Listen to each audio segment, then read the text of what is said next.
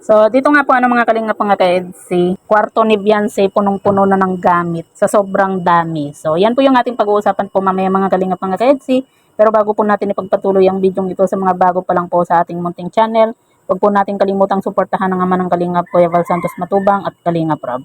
At paunawa panoorin po muna ang full video bago mag-comment para malaman ang nilalaman nito. So, dito nga po mga kalingap mga ka-EDC, napanood nga po natin na punong-puno na nga po yung kwarto po ni Beyonce ng mga gamit nga po at nagkalat na nga po yung iba dahil nga po sa hindi pa po naaayos po ni Beyonce sa sobrang dami. Kaya naman hindi po maiiwasan na talagang sasakit po yung ulo po ni Beyonce, di ba?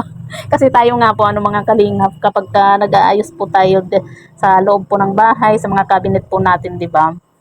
Kahit na hindi po ganun kadami, minsan hindi natin alam kung saan na natin ipaglalagay. 'Di ba?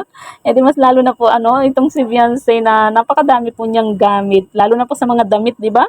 Na alam naman po natin na nakailang padala po yung mga sponsor. Tapos yung mga damit pa po ni Beyonce, siyempre yung iba pantaglamig, kumaga makakapal, kaya talagang madaling mapuno po yung cabinet.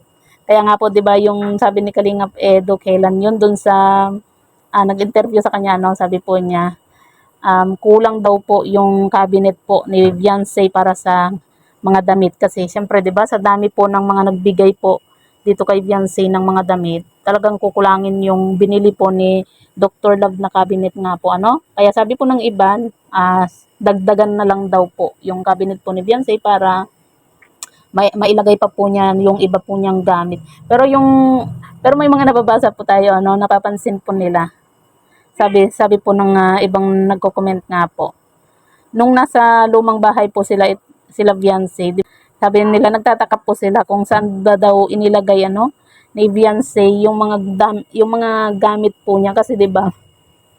Parang dito sa malaking bahay, parang punong-puno at hindi malaman kung saan ilalagay yung mga gamit po ni Beyonce sa sobrang dami. Pero dun sa lumang bahay, siguro nakalagay lang po yun sa karton muna yung ibang hindi niya po nagagamit, 'di ba?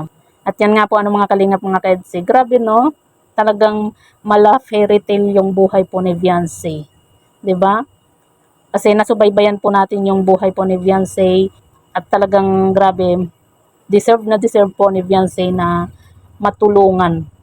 At yan na nga po unti-unti na pong natutupad yung kanyang mga pangarap. Dahil po sa tulong po ng Kalingap, ng mga sponsor, at saka syempre sa mga viewers, 'di ba?